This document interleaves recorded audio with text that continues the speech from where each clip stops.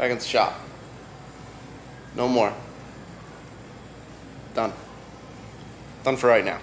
Done for the next couple days. Today, we're going to be taking a look at this. So my main focus right now, these are mock-up wheels. So today what I want to accomplish is I want to get this up, pull the wheels off. I want to start taking a look at what's going to have to happen to do a 15-inch rear brake setup. So I'm going to take a look at what I can possibly do mounting wise for a caliper, how I'm going to have to go about all this, and then I may start pulling the subframe, some other stuff, get that out of here, so then we can start taking a look at mocking up our Grannis Racing rear.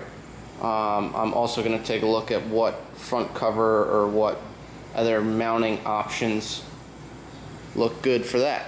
So a little bit of technical stuff today, but we'll see how it works.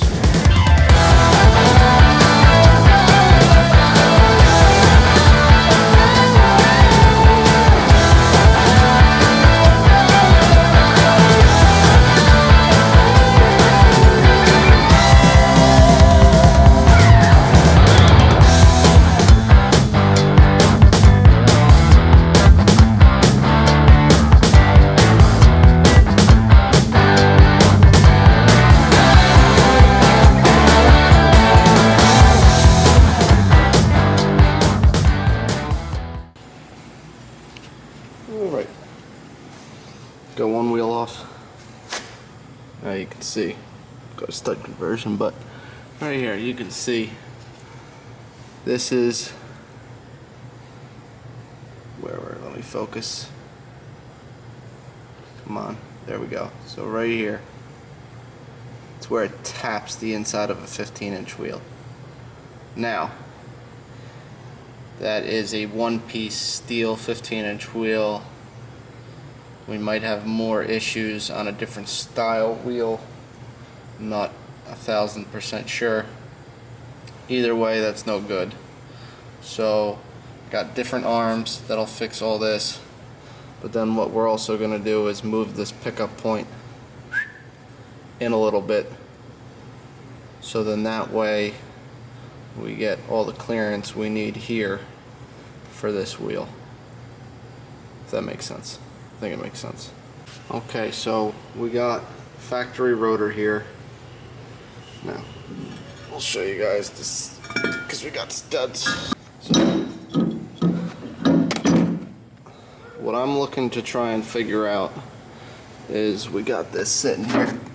Now, I need, if we see, to take a look. When I order a new rotor,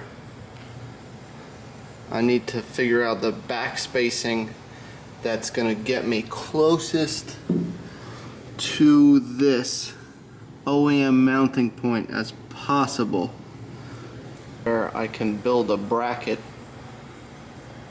off the aluminum knuckle itself, and then seeing what it's going to take to be able to do that. So I wanted to figure out some measurements there, and then I also wanted to see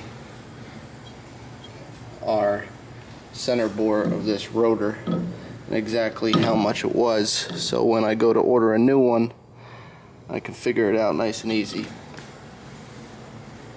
I'm starting to grab some measurements, so these are just kind of real close ballpark to see for when I contact Willwood to see what they're gonna have. I wanted to get the bore, the thickness of this, our height from one side to the other, everything, so then that way when I order a top hat,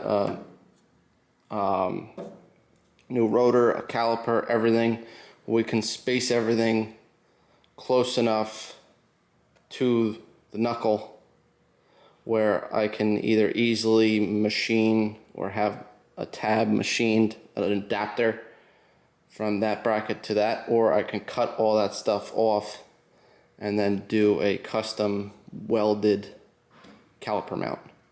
So I'm just trying to provide them as much information as possible, so that way it'll be quick, easy. Either cut all this off and then I can weld a new setup on there, or something, an adapter. So we'll see what they have to say, get their opinion. But that was the first mission. Next mission, I think we're gonna pull this whole subframe. I think we're just gonna do it. So it's relatively easy. I gotta disconnect coil setup, a couple bolts on each side, and then everything should stay connected. There's nothing hooked up. So we're gonna drop this whole subframe. Relatively easy. Couple bolts on each side, and then the coils.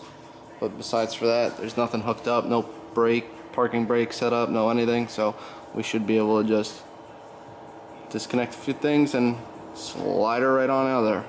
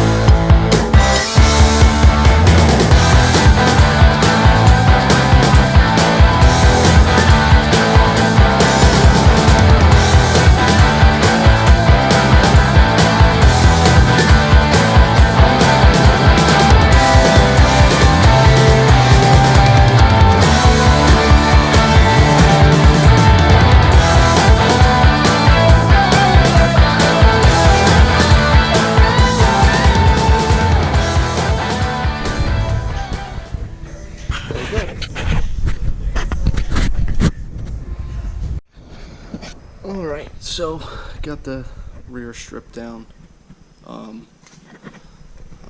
I took a few measurements to see where everything's sat, but now I'm gonna pull this diff out, and then we can throw it up on this table. Subframe's all out.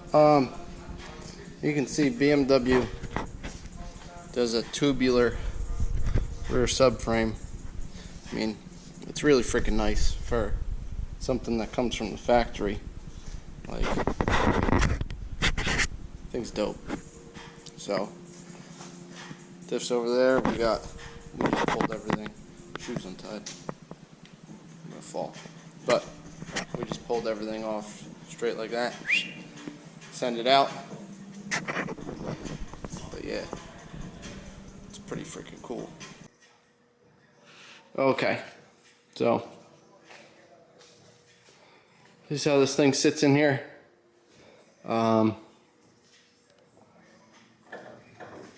I'm gonna get with Joel over at Grannis Racing. He has a different rear cover that's thinner, and he also has mounting options. So we're gonna take a look at the factory cover, his cover, and then the different mounting options he also makes for his cover, and we're gonna see if there's something that looks really good and easy for us to take care of this. If not, what's probably gonna happen is we're just gonna cut some of this support, get rid of this, we'll sink this back a little bit more, and then make a new plate right here that can mount directly to these guys back here. So we'll see his options, his opinions, then I don't know what I'm doing up here. Can't think too much for one night. That wraps up this one. Felt like it was pretty productive. Got some math taken care of, so I could figure out the brake setup. Got all this stuff out, like I showed you. Shit's everywhere, but this is really gonna help us start figuring out what we're gonna do, and this is a huge step to get this taken care of. So hopefully we could get this back on sooner or later. When we throw these on, hold on. When we throw these back on, we're gonna have all the Megan racing arms, so we can install those outside the car right here. And same thing, just throw this whole subframe back up. We'll adjust the coilovers a little bit outside the car as well to where I think we need them, but plenty of stuff to do. So be sure to like, share, subscribe, and stay tuned, because we got, between these two cars, always something going on. So catch you guys later.